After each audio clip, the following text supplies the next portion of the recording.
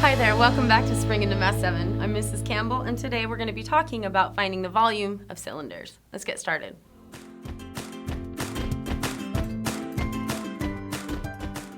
Okay, let's look at a definition of a cylinder. A cylinder is a solid shape that exists in three-dimensional space. It has two faces that are circles. You can see here and here. We do not call the side of a cylinder a face because it's curved.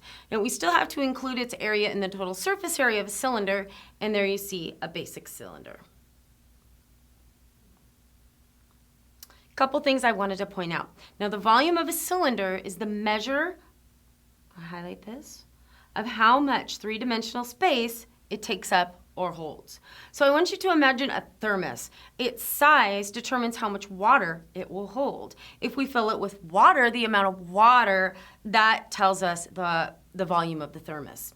Now, we also measure in volume in cubic units. Very important to remember, because we're measuring three dimensions. Remember, we talked about this last time. We're measuring length and width and height. Now, the width of a cylinder is the same as the diameter of the circular face. Okay, so there's a couple different ways that we can examine volume when we're talking about cubes. Cylinders. One way is we can use unit cubes. You can see this picture here. And the unit cubes are inside the cylinder. Okay, so here you can see that the unit cubes are used to fill up the cylinder. Remember that because we're talking about volume, we're measuring the space contained within the actual cylinder. Okay, so this can be tricky with the cylinder because the bases are round, squares aren't exactly round. So we probably should find another way to measure the volume of a cylinder. Let's talk about using formulas to find the volumes of cylinders. Okay, remember, we know that the two bases are circular. Okay, they're circles. So we're going to need to know the area of the circle to figure out how much space can be contained on top of it. A cylinder has height, so we need to know the height of the cylinder, and then we'll know how high the space is inside the cylinder. All right, so first let's think about the circular bases. That's probably the easiest part. So to find the area of a circle, remember that formula is area equals pi r squared. But we also have the height of the cylinder to figure into this calculation. So if we put all the pieces together, put all the parts together, we're going to have the formula volume equals pi r squared h. Not so bad, right? Okay, so the example says find the volume of a cylinder with a radius of 5 centimeters and a height of 7 centimeters. So we're going to start by substituting the values of the cylinder into our formula. So volume equals pi r squared h. Volume equals 3.14 times 5 squared times 7, which gives us 3.14 times 25 times 7.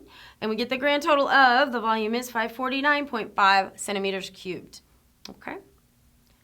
Again, like I've said, the math is really not that hard. It's just remembering the formulas that's going to give you great success with geometry. Let's talk about finding the heights of cylinders given volumes and another dimension. So now we're focusing on the height. Sometimes this is going to happen. Sometimes we will know the volume of this cylinder, but we won't know the height of it. Some problems will ask you that. So when this happens, basically you can still use your formula to find the missing height of the cylinder. So here's an example.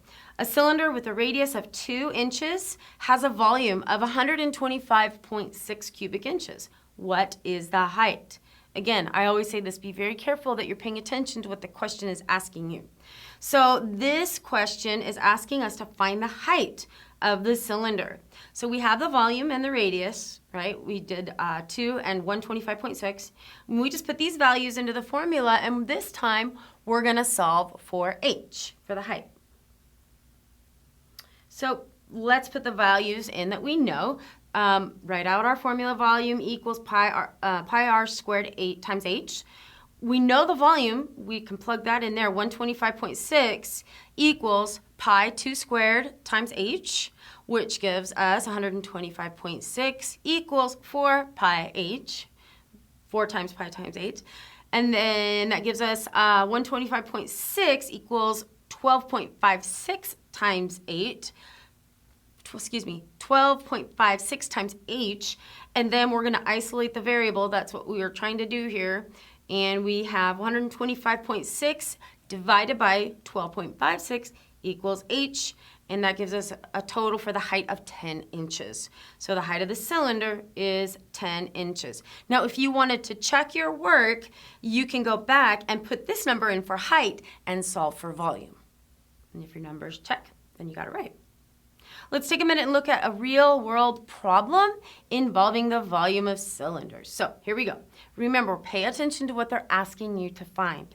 So a water tank has a radius of 50 feet and a height of 400 feet. How many cubic feet of water will the tank hold when it's full? And I'll highlight the question.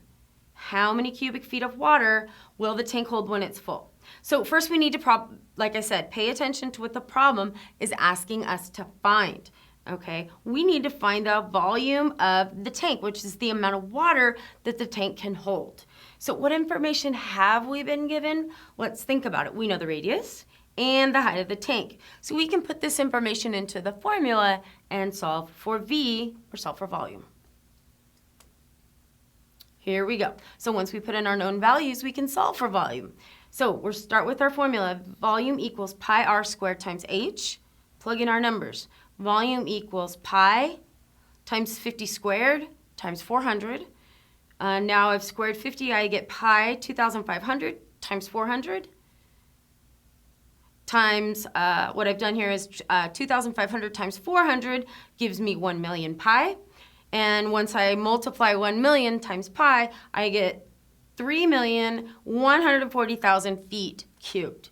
So the tank is actually going to hold more than 3 million cubic feet of water.